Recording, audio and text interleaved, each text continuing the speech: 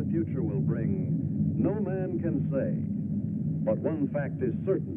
Mankind stands at the crucial crossroads of history, the threshold of a new era, the atomic age. For the people of the West, skilled in the uses of science and technology, the atomic age is profoundly significant. Across a continent enormous in its agricultural potential, Americans have drawn from the earth a rich cities, have reared towers into the sky, have spun intricate networks of highways across the land. By the application of science, industry has grown increasingly productive, making possible a good way of life. With assurance, Americans look with an abiding faith to the future. For many, citizen and scientist alike, atomic energy means the promise of a more abundant life. But for many another, the atom is a threat, an evil promise, the paralyzing panic of our time. Thus, to answer the perplexing question of the atom and its implications, the people have turned their attention to the forum of public affairs, have sought to search out realities, to find the facts, or to listen to men of science, like Dr. Jeremiah Morley, famed geologist, the embattled founder of the now defunct Society to Save Civilization. It was Morley who told a Los Angeles audience that a series of atomic explosions, either accidental or deliberate, could set off a chain reaction to annihilate every man, woman, and child on the face of the earth. It could cause the death of every living thing. In a gloomy report, Morley took a dim view of history, recalled the tragically repetitious story, the decline and fall of all past civilizations. Said Morley, modern civilization could, by the phenomenon of atomic fission, be brought to dust and ashes. For example, if an A-bomb were detonated at the Empire State Building, the area of total destruction would cover an area of 2 miles. Now, since the A-bomb is already obsolete, consider the area of total destruction of an H-bomb. Science has promised us bombs 1,000 times more powerful, poisoning with radioactivity all the air and water of this earth. This could mean not only the end of our own civilization, but the very possibility of any future civilization. What are we going to do about it? I'll tell you what I am going to do about it. I have a plan to preserve human life on this planet. I hope you will join with me in carrying it out.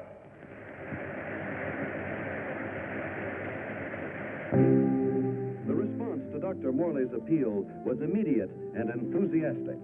The Society to Save Civilization was set up. To its headquarters flocked amateur do-gooders and professional scientists. From them, Morley chose a staff of experts. Dr. Max A. Bauer, eminent geophysicist, ousted by Hitler from the University of Munich in 1933. Dr. James Paxton, metallurgical engineer, twice winner of the McKenna Scientific Award. Joan Lindsay, medical doctor and ardent feminist, who, for her research in biochemistry, was named winner of the annual award by the American Confederation of Women Scientists. Dr. George Coleman, authority on soil conservation. And Andrew Ostengard, sandhog, explosives expert, Marine veteran of World War II. It was this team, qualified each in his own way, that helped set in motion Morley's audacious project, a daringly planned program, which he took 3 months later to the board of directors of the Carlyle Foundation. And so my colleagues and I believe that humanity can escape annihilation, can find a temporary haven, a promise of hope that, come what may, life can be sustained deep within the earth itself. Far below the surface, we shall seek a natural, geological shelter. We have a team ready for the effort. All we lack are funds. Can we get them from your foundation? Dr. Morley, I believe it would expedite matters if I were to ask the questions. We're laymen, you know. First of all, isn't the inside of the earth solid? The interior of the earth is made up of vast caverns and air pockets, joined by natural avenues leading from the surface. Natural avenues? Funnels and fissures. Such a fissure lies within the world's largest extinct volcano at Mount Nelly. That is where we intend to start our journey.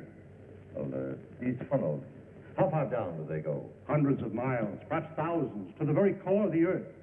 But isn't the inside of the Earth, the very core, a molten, fiery mass? To the contrary. The latest body of theory holds that the inside of a sphere, such as the Earth, is cooler than the temperature at its surface. And how would you traverse these thousands of miles?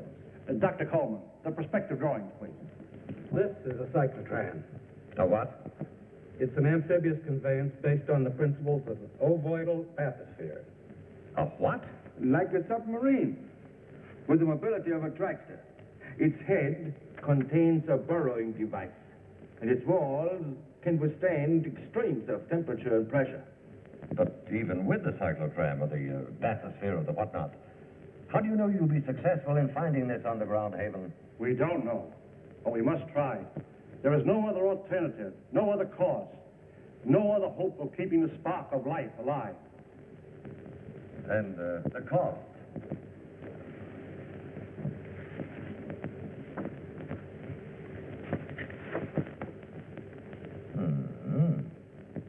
That's a lot of money, Dr. Morley. Well, surely you don't expect... But we do. I know you and your committee mean well. Mean well. Next you'll be calling us starry-eyed idealists. Dr. Lindsay, you're out of order. The whole world is out of order. And I suppose you and your associates can set it right? We couldn't have said it wronger if we tried. The appropriation was denied. To carry on his work, Dr. Morley issued repeated appeals to the members of the organization. It failed. And so, last week, the Society to Save Civilization was itself extinct. And one of its leaders, Professor Jeremiah Morley and his enthusiastic colleagues. Where were they headed after a year of devotion to a lost but spectacular cause? To newsreel reporters, Dr. Morley had only this to say.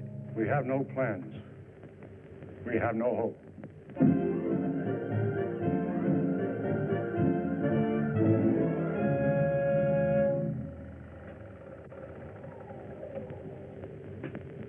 Better stand by, Frank. We may want to run that again. Well, gentlemen, what do you think? It's like asking a man what he thinks of his own obituary. I thought you'd like to see it, or its release, in case you had any objections. Now he thinks of our objections. You've been crucifying us for a year, Mr. Thompson, in the newspapers you edit, the magazines you publish, and the syndicates you control.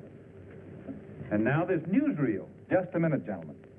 You seem to have me confused with my father. He dictates the policies of our publications. Like father, like son. Nothing, Dr. Bauer, could be more unscientific. As a matter of fact, my father and I never see eye to eye on anything. So he's the villain of the piece and you are the hero. Quite the contrary. My father has all the virtues of our society. He makes the money, I spend it. It's a large occupation. Oh, I have no occupation. I'm strict. You wouldn't. That idea of yours, Dr. Morley, about exploring the inside of the Earth. You know, I'd like to try that, just for the kicks. I'm sure you wouldn't find it very exciting. Oh, I don't know.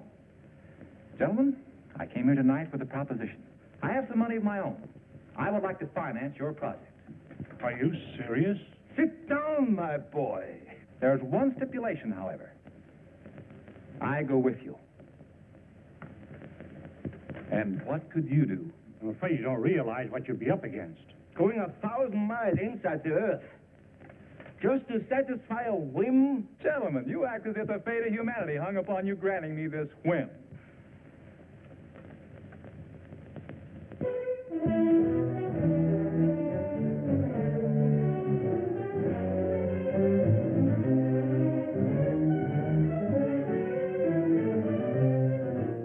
Plans for the expedition are being completed ahead of schedule. And Morley is pleased with our progress. The cyclotram nears completion. Adequate nutrition in concentrated form has been perfected. And for an auxiliary water supply, the Sloan H2O condenser will be used. By the study of our laboratory animals in a new environment, we expect to gather important scientific data. At last, the cyclotram is ready to be loaded aboard the SS Aurora.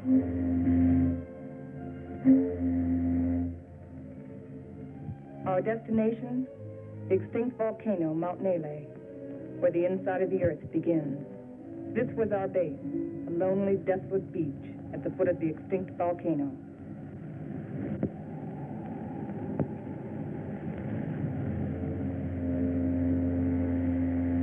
Well, let's go.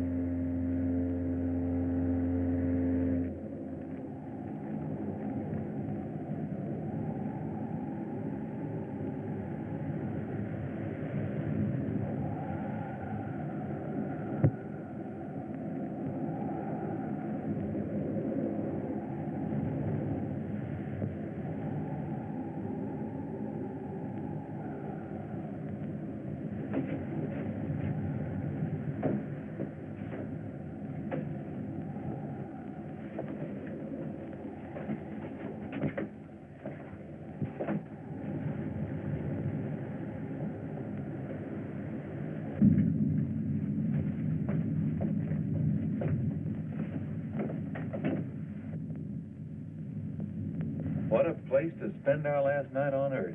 You sound like we'll all be dead in the morning. It's a possibility if we stay here.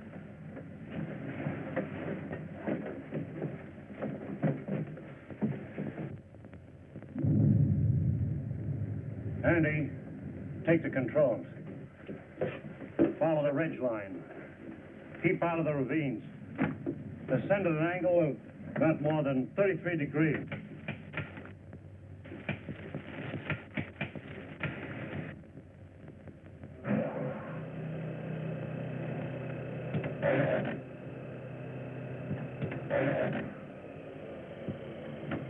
Something's wrong.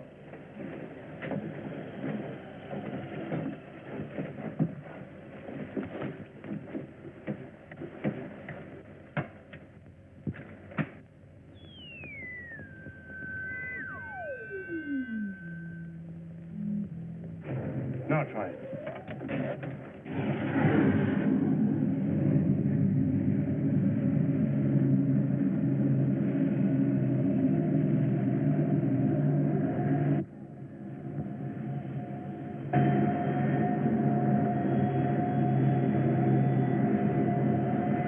Sustain 2,000 RPM.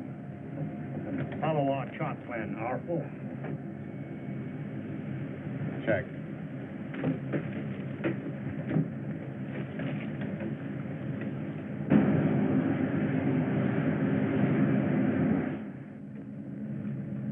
What's our elevation now?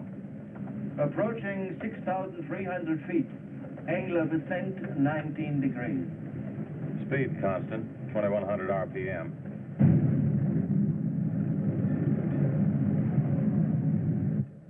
I wonder how long this iron lung is going to hold up.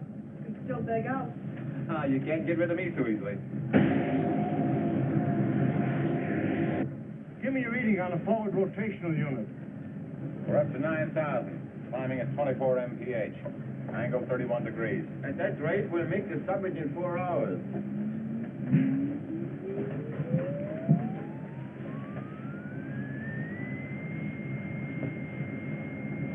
Dr. Morris, we are meeting some unstable isotopes.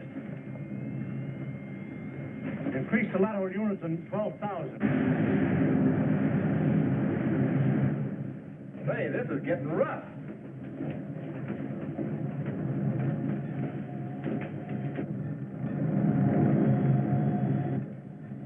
We're approaching position R4. Our computations show an error of less than plus 0.14. Good. We'll reach the summit in 30 minutes.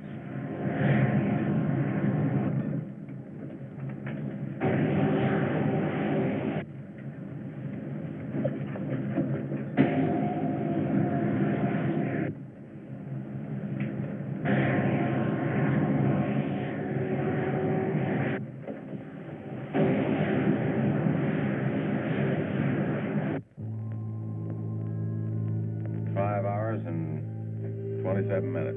Excellent. 33 minutes ahead of our estimated schedule. We'll make a final check of our position before we enter the crater.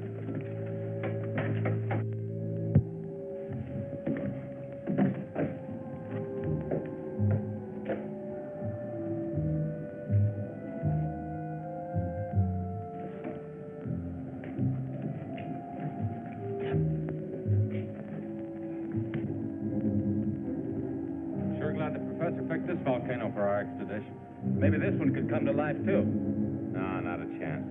No bet on it.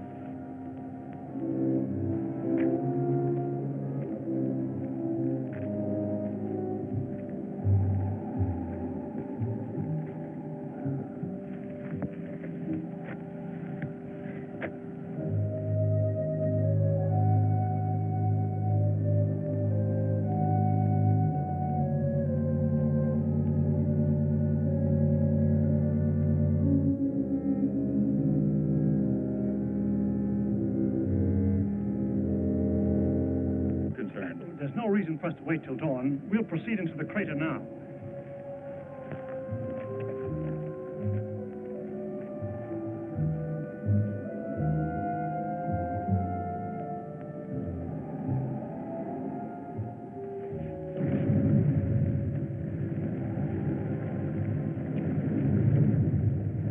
One last look at the Earth. Yeah. What a way to remember it. Downward spiral. Keep to the inside ledges. Speed 1,200 RPM.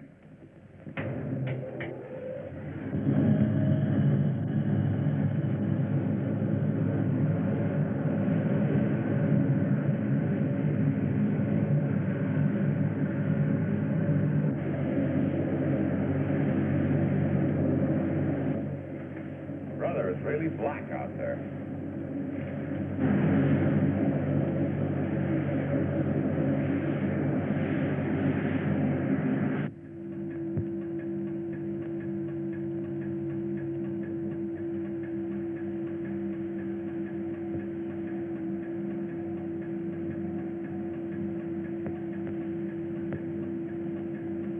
As we descend ever deeper into the volcano, I have observed no unusual physical symptoms. Paxton seems withdrawn, irritable, but with such an annoyance as Wright Thompson present, the condition may not be considered abnormal.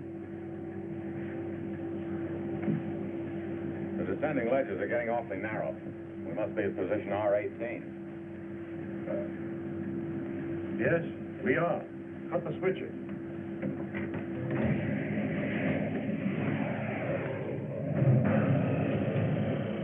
We'll be doing some hiking now. Better have some breakfast.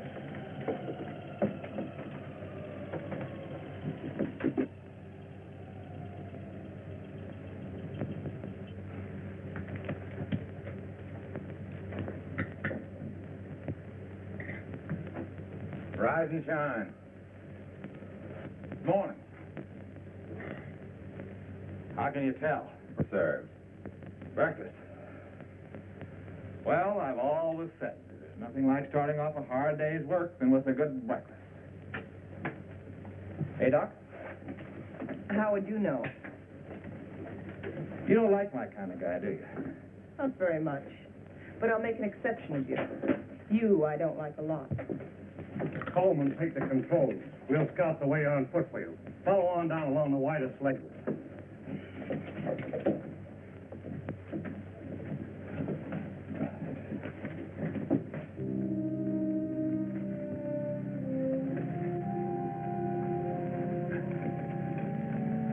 What's that, it's loose? What's the matter? I don't like it. What did you expect him here? A Garden of Eden? I'm not talking about volcanoes. I mean Wright Thompson. He doesn't belong here. None of us belongs here. We're doing what has to be done. He doesn't feel that responsibility. He's just a useless piece of excess baggage, a selfish thrill seeker. But without him, there'll be no expedition. Pardon me.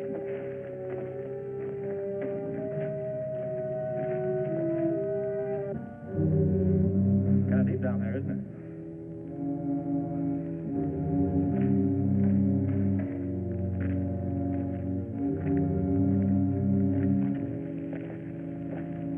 Nice really bunch of those scientists. Well, what's your trouble? Oh, nothing, but don't they ever talk? Not unless they got something to say. That's the way it is with smart people. Maybe they're not so smart. Maybe they don't know what they're doing down here. Listen, Buster, each one of them has taught us more colleges than you flunked out. So what are you doing down here among all those brains? I managed to make myself useful. Might be well if you did the same thing. Doing what? This.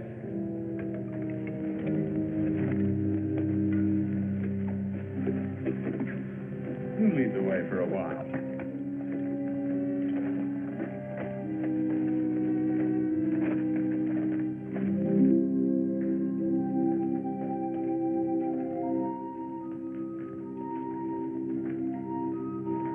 We've hit bottom. Rock bottom. Hello, Coleman. Coleman, come in. Go ahead. We reached the end of the channel. Establish our position. Our depth below mean sea level, 2.6 miles.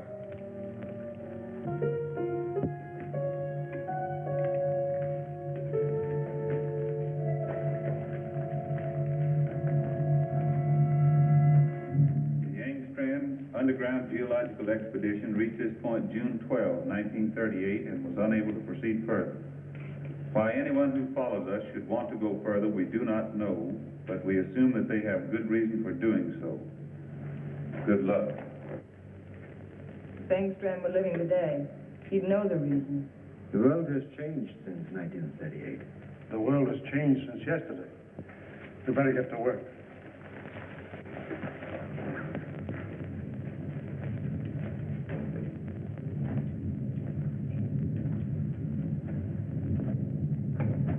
Look!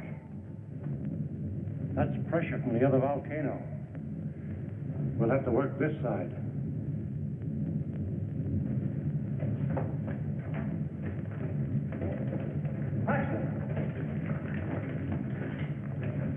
Yes, Dr. Morley? Start making density readings on that wall over there. Yes, sir.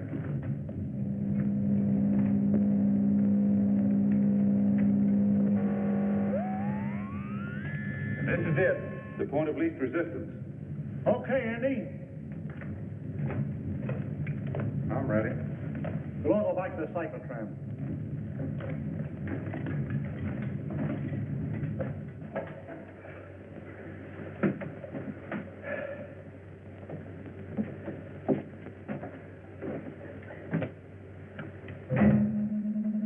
Fuses 1 and 2 set.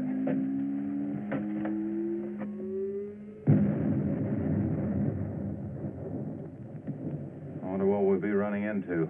There's only one way to find out.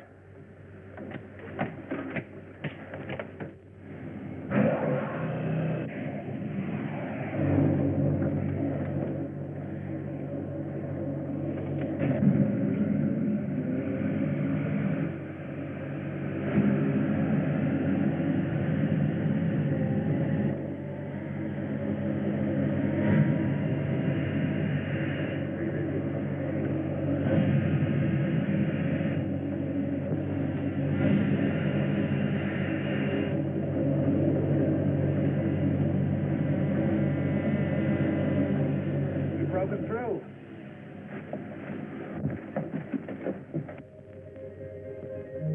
Looks like a tunnel. So far, so good. Put on your gas mask just in case. Coleman, we'll set the pace. You follow along with the cyclotram.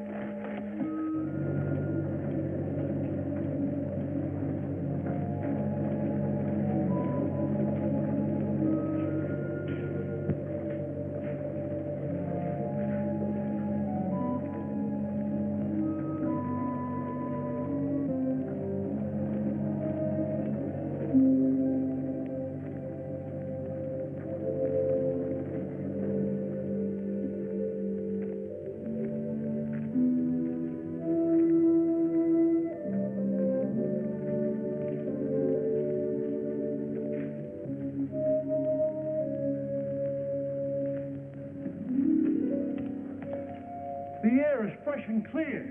You can take your masks off. Pressure seems normal.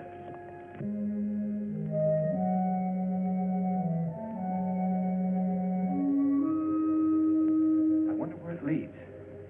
That's exactly what we're going to find out. Lead the way, Andy.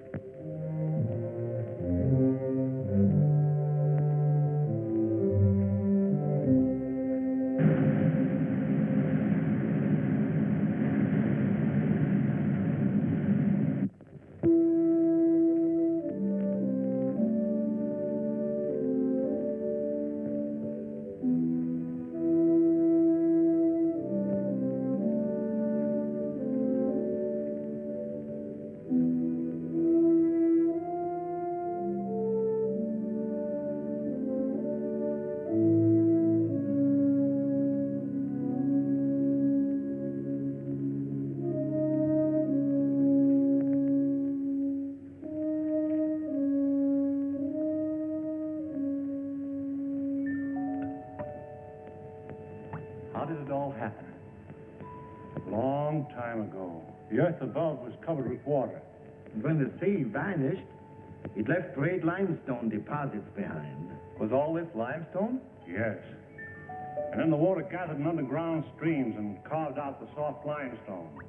Drop by drop, year by year, the water dissolved the stone. Each drop carried a tiny particle of sediment. That's what formed these columns. About an inch every 1,000 years. Well, how long did this whole process take? About 200 million years. Hello, Coleman. Coleman, bring up the tram. We'll proceed from here.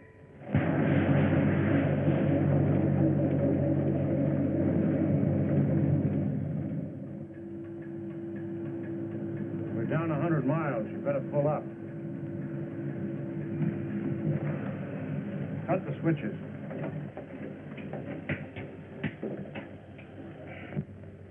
Funny. When we first got here, I felt a sort of exaltation. Now I feel depressed. I don't know why. The oxygen content is adequate.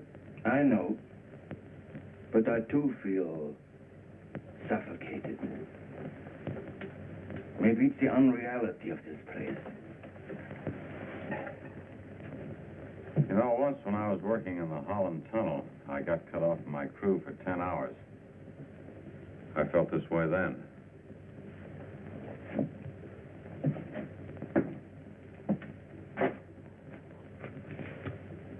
I think I know what it is. It's loneliness. It's a feeling of a person away from people. I felt it on the top of a mountain in Tibet, in a jungle, and on the Arabian desert.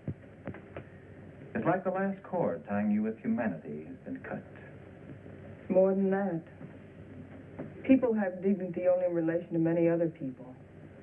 Alone, a man is as useless as any rock out there. No, you're both talking nonsense.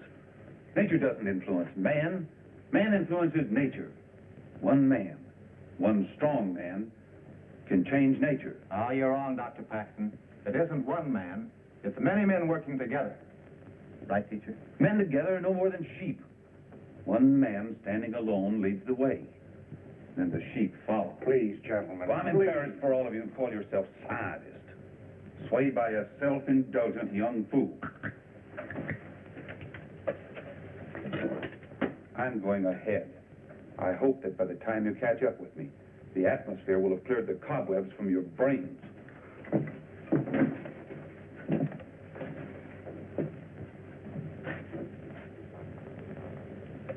I'd better go with him. It isn't safe for a man to be alone down here. Ah, he's all right. He's the leader type. I'll go with them anyway. There wouldn't be leaders if there weren't sheep like me to be led.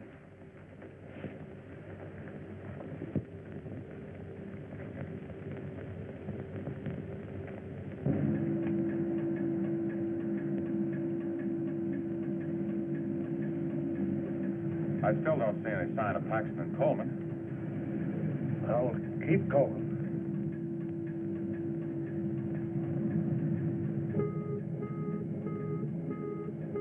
Gas! Gas! Paxton and Coleman. They forgot their gas mask.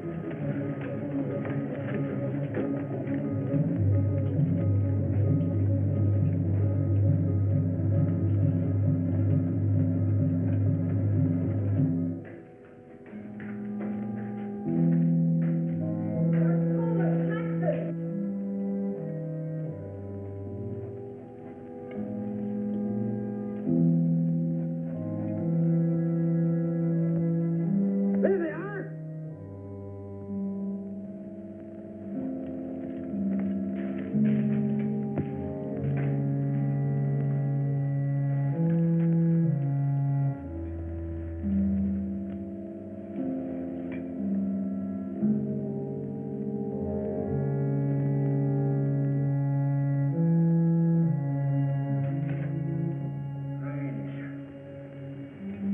Digging a grave 110 miles under the earth.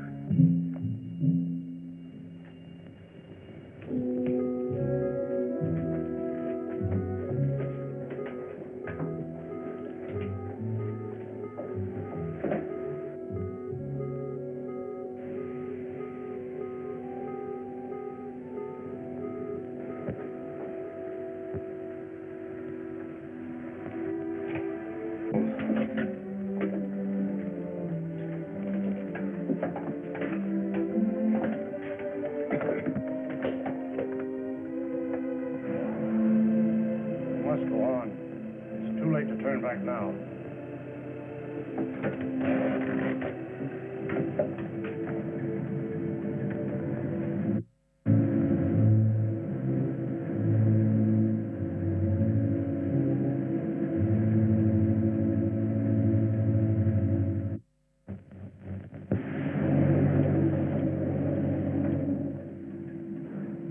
No. Andy?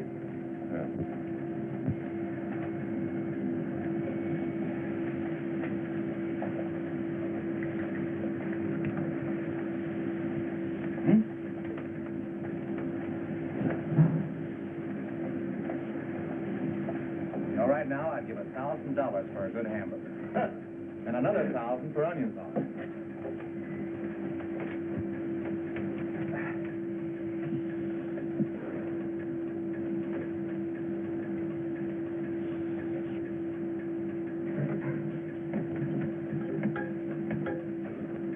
Dr. Morley, our water supply is... Cut the switches.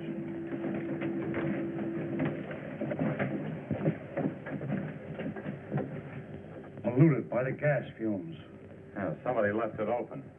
Back there just before Paxton and Coleman took off. I guess I forgot to close it. It was an accident. An accident? We may never find water again. Now I suppose you'd give $1,000 for a glass of that. Andy, there's a job to be done. We've got to find water fast, and in this area. Yeah, I know. We got about a chance in 1,000 of finding it.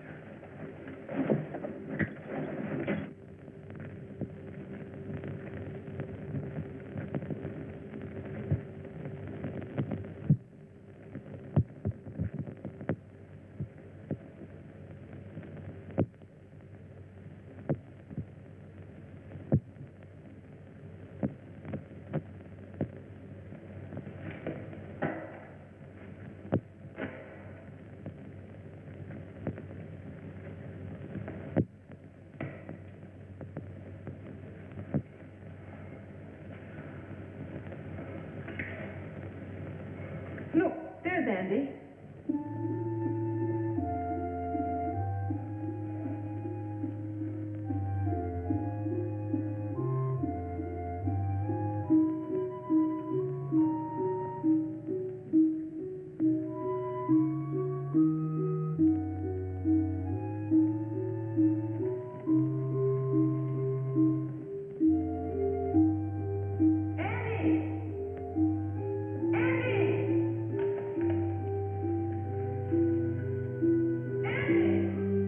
Hello?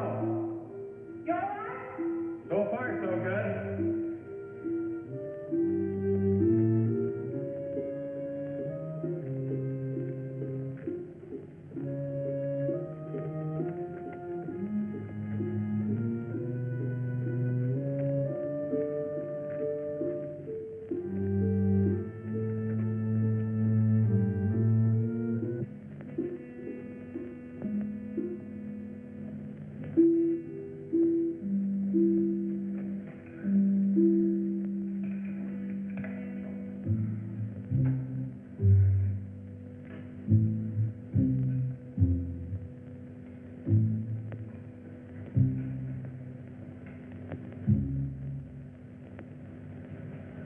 No water here.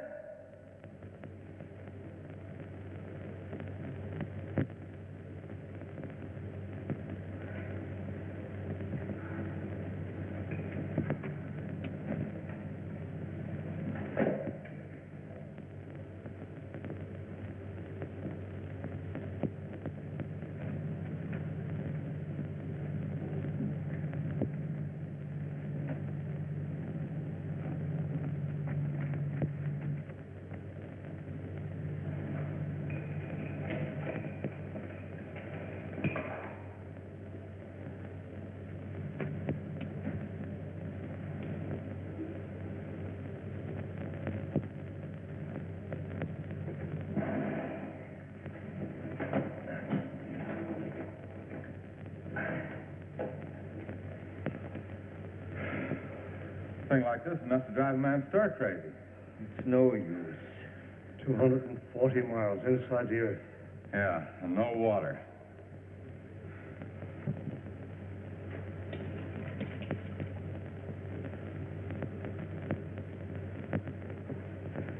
Here. I've been feeding it to the animals.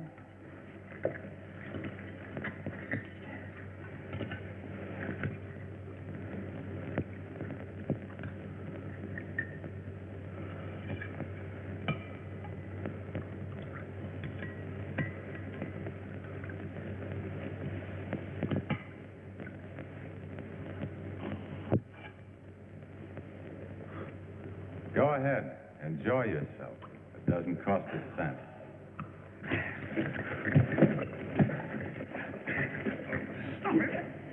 Andy! This is ridiculous. We have something larger at stake than your personal petty feuding. Now, you two can come with us or stay here and kill each other. I'm going after the cyclotron. Never mind. I'll go get it.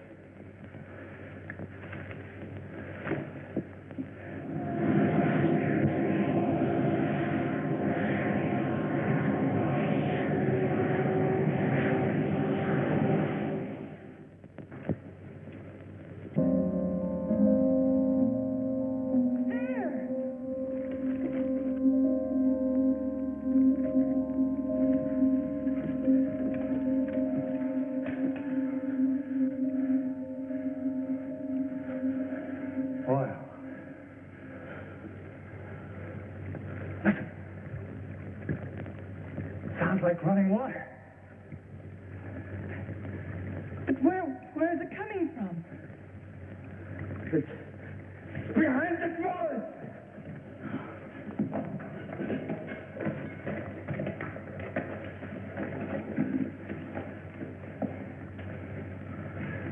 It is running water. Well, why don't we go through the wall of the cyclotron? No. Just as brother. There's still such a thing as too much butter. It could be an underground sea. Andy, bring a couple of heavy hammers.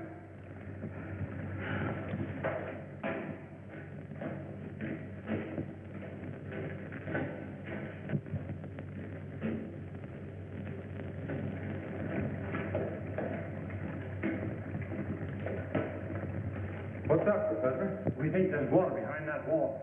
Try breaking it in. Sure.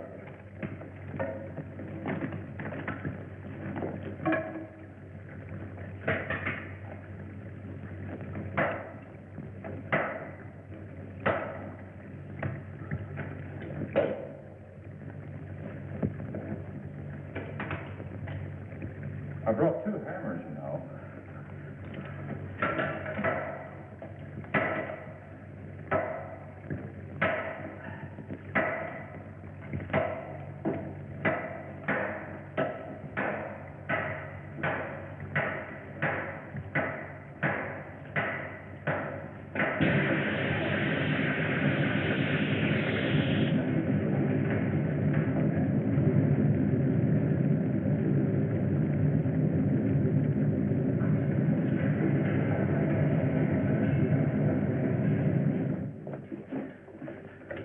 Come in here. Let's take care of that arm.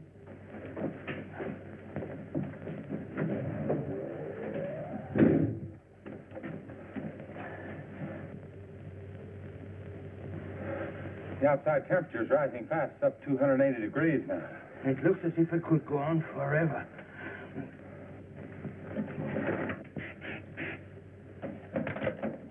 Hold it out there.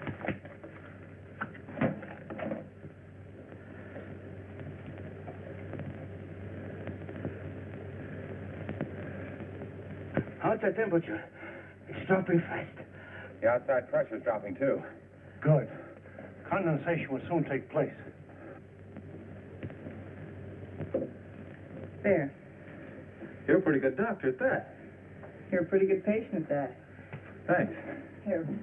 I'll put this on.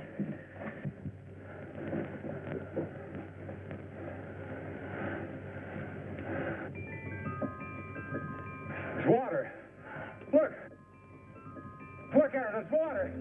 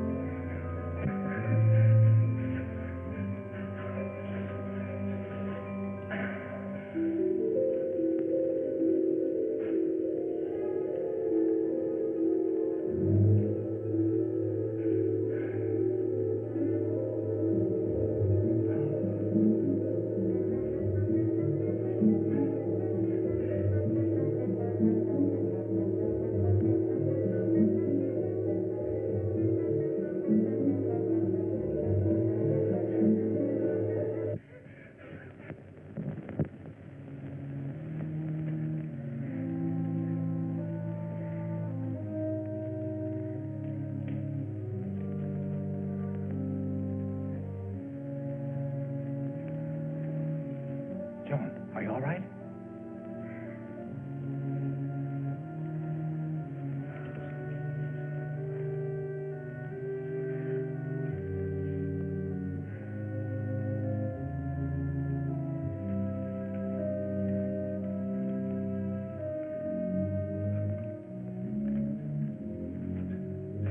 Well,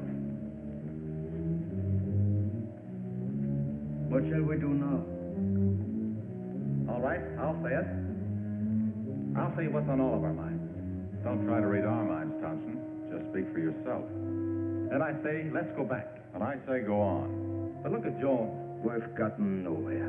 Deeper and deeper into nowhere. We've failed. Would our failure be any less if we turn back now? Our chances of living would be greater. If we go on, we're dead. Dead is Paxton and Coleman. That's a chance we have to take. The stakes are high, higher than our lives. They involve the life and death of all mankind. That's a great speech. But I won't buy it. All right. Let's put it to a vote. Thompson? Go back. Andy? Go on. Bauer?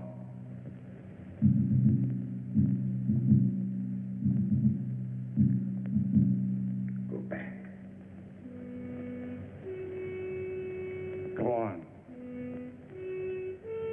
Seems to be a deadlock. I suppose none of us would like to reconsider? Doesn't woman suffrage count here? What do you say, Joan? I say go on, and let's not waste any more time about it.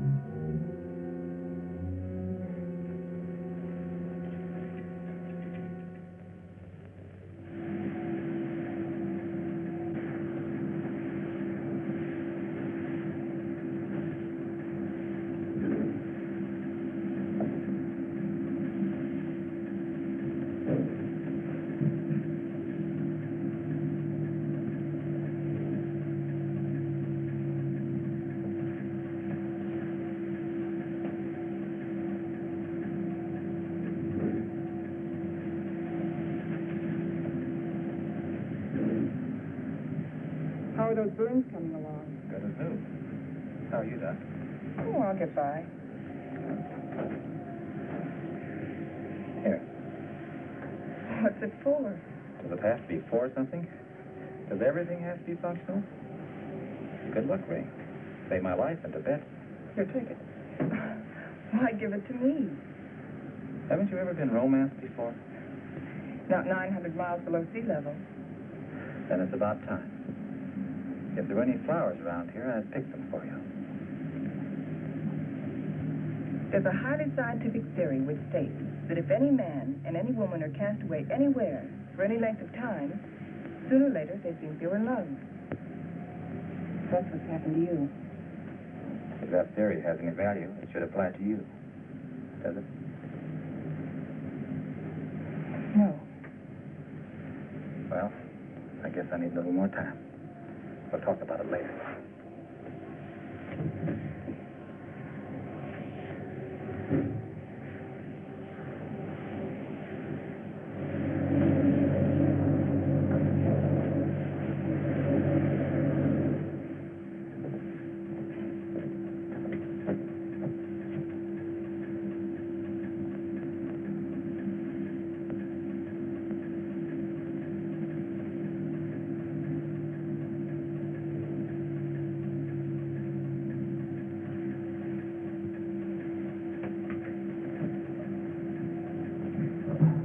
How about pulling the jalopy level for a minute? Just long enough for us to get out of these straitjackets and stretch.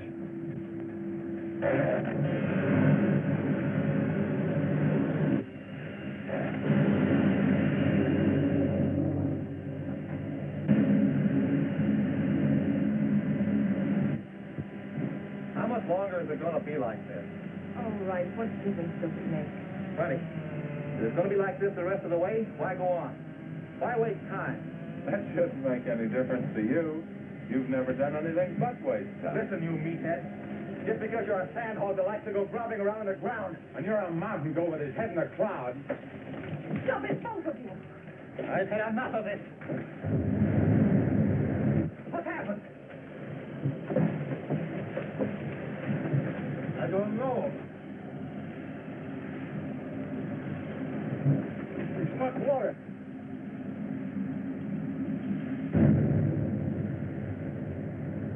We're out of it.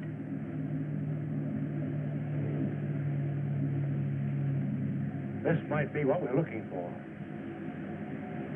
Let's make a landing and explore the area.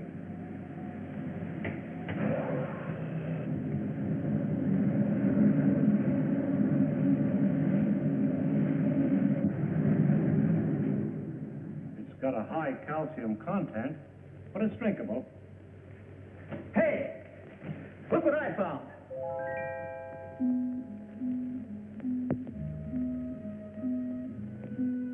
They're cave pearls.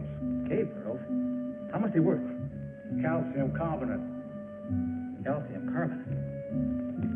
Well, how about this? Sulfate of lime. Plaster of Paris. Professor, you take the romance out of everything. Here you are, Doc. 2 souvenirs from Haiti, vacation land of the underworld. Thank you. Back home, I'll be the envy of every kid on the block. I'm not so sure, Joe. Take a cave pearl into the sunlight, turns gray and ugly. And the flowers? It'll crumble to dust. Hey, Professor, how about these fish? It's a rare species. They're edible, though. They have no eyes. I think I'll stick to pills. They lost their eyes 10 million years ago.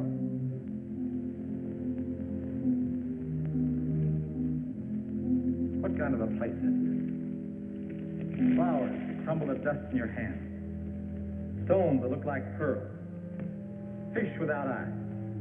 Nature sure a practical joker. I suppose you could have done better? 10 million years? I couldn't have done worse. Morley believes this is the shelter we've been searching for. A valley of shadows, where light can be sustained. A shelter for humanity. And yet our morale is very low. What do we want? A ray or two of sunshine? A change of seasons? Starry nights? In this graveyard, Morley thinks We can build a new life right here. You mean this is what we're looking for? You'll get used to it. Well, who wants to get used to it? why don't we go on? A little further. But we've come 1,100 miles already. How can you measure what we've been through in miles? I say let's go back or go on. But this is no place. What is your wish? We've come so far, let's go on.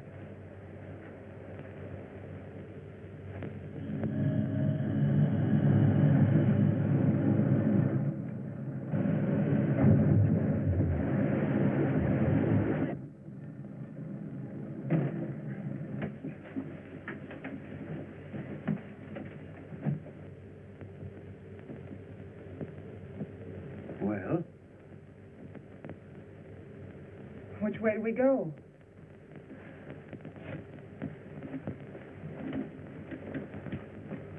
I suppose we'll have to explore both channels. I'll take the right one. Right? You take the other. Why me? I'll tell you why. I'm sick of taking your orders. That's the trouble with you, Thompson. That's all you do is take, you never give. Without me, there wouldn't have been any expedition. Well, that's not enough. It's time you gave something yourself and not your pocketbook. Andy. We might as well get started.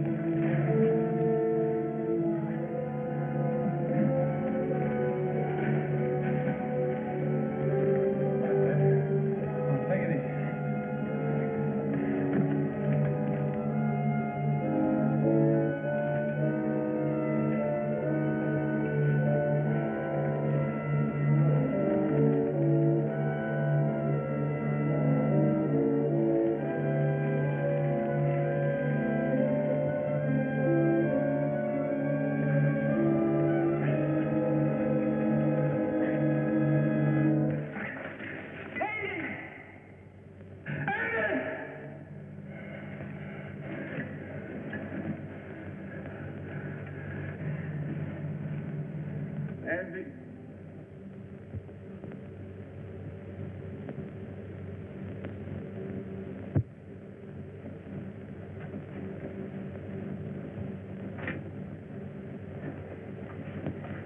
You're supposed to be taking it easy. Try to get some rest. Listen to me, Wright. You've been like this for days. How long can you keep it up? He didn't like me any more than I liked him. Yet he saved my life. It doesn't help brooding over it. But he died saving my life. He did what he believed was right.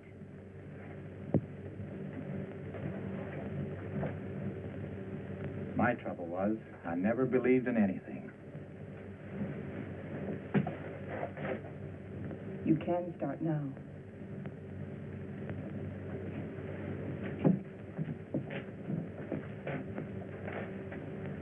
Morley wants to go back to that Valley of the Shadows he liked so much. Well, it's better than this, but it isn't good enough. What do you want to do? I too want to go back, but all the way back. Now that Andy's dead, Now that Andy is dead, we've got to go on. We've got to, until we find what we're after. If we fail, then we can talk about going back.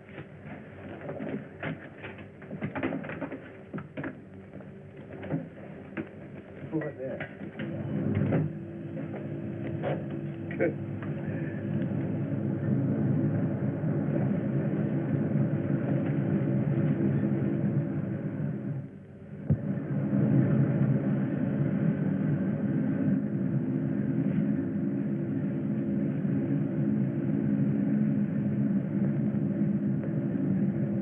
This must be a continuation of the other river. No, I think it's just a seepage from it. Listen. What's that?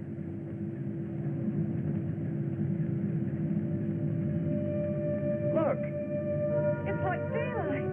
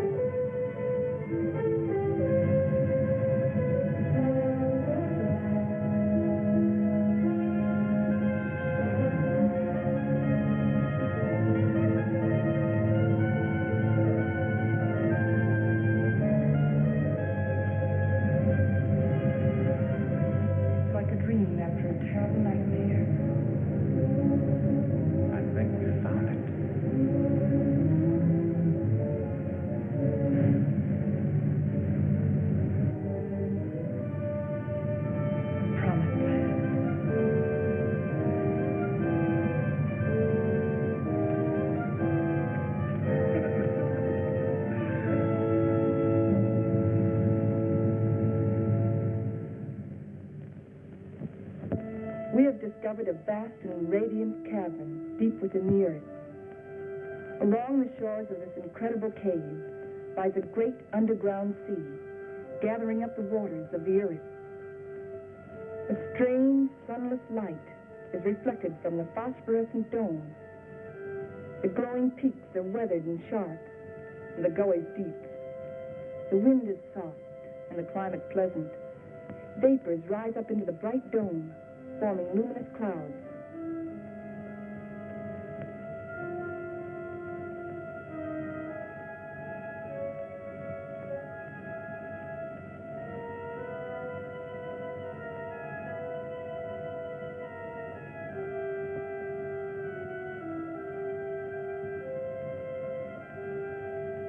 The area is rich in chemical resources. That means power and industry, according to Bauer. And Wright says a real estate boom is on.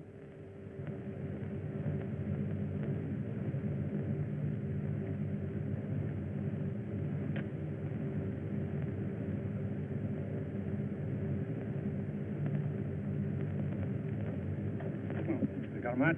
Sure, sure.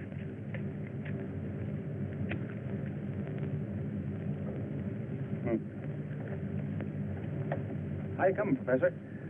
Uh-huh. Still feeding those rabbits? They eat like pigs. Small wonder. They're expecting in a couple of weeks. All of the rabbits? No, silly. Just the lady rabbit. Tell me more. Here, make yourself useful. Get some more water. Explorations and surveys of the surrounding area continue. Morley and Thompson have set out toward the southeast to investigate the land and its potentialities.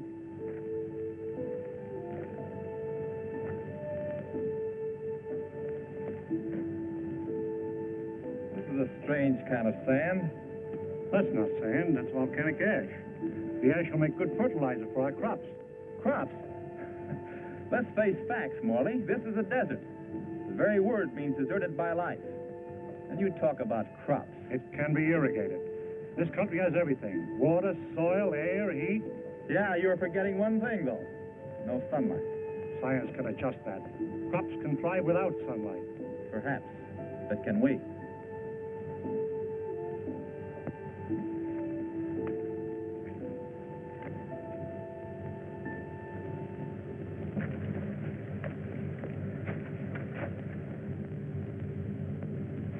What sort of species is it? It's the fossil remains of a species of lungfish. He breathed by means of both lungs and gills. When he came out of the sea 400 million years ago, he was the ruler of the animal kingdom. With his lungs, he was a pioneer in a new way of life. How did they become extinct? Like some of us on Earth, they seem to hurry the process of extinction. Let's get out of here.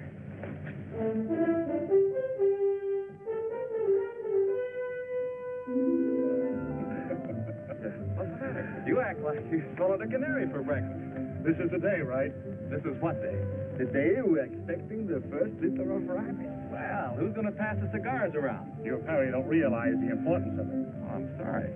By observing the rabbits, we've already learned that they respond to nature basically as we do, as any mammal does. And from their young born today, we can predict how our own young will respond in the new world. Dr. Morley, Fowler. Come on. You go ahead. I'll get plenty of hot water.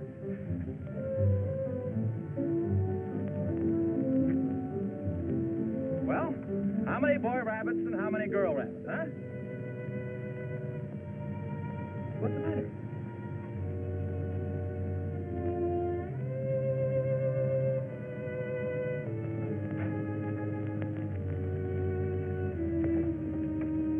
Joan, what's the matter? They're dead. They're all born dead.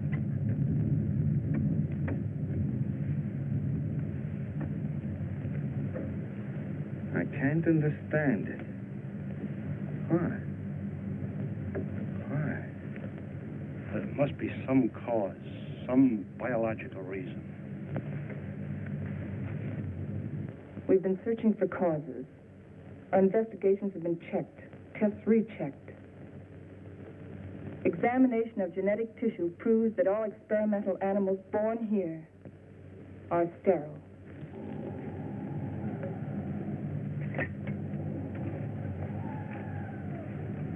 You know what this means?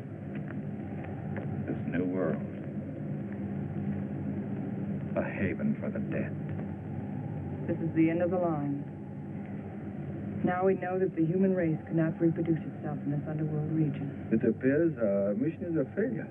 Then we can't stay here. At least one generation could. And after that, what? The end of humanity. That I won't accept. Neither can you run away from facts.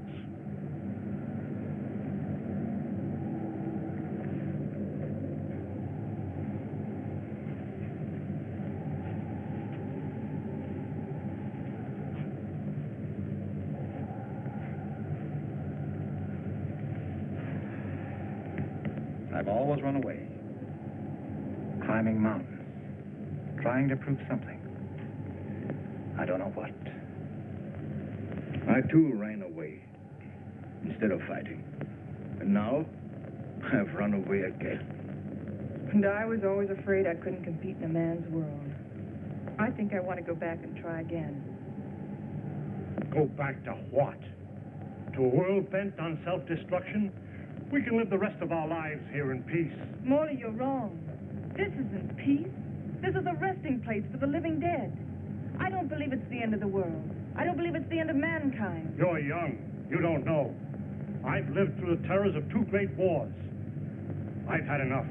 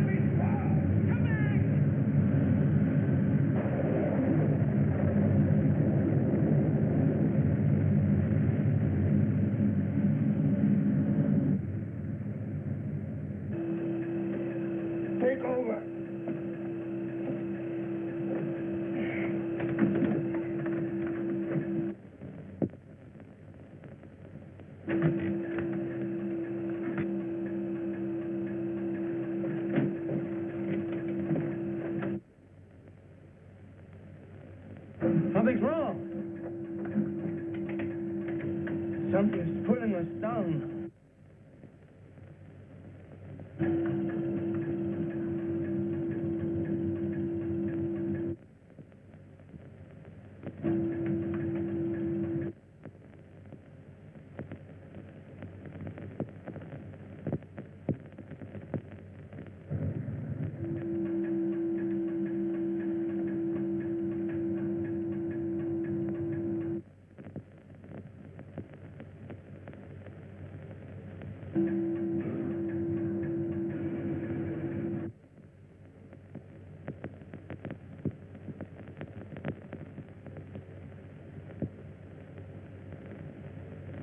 We're lost.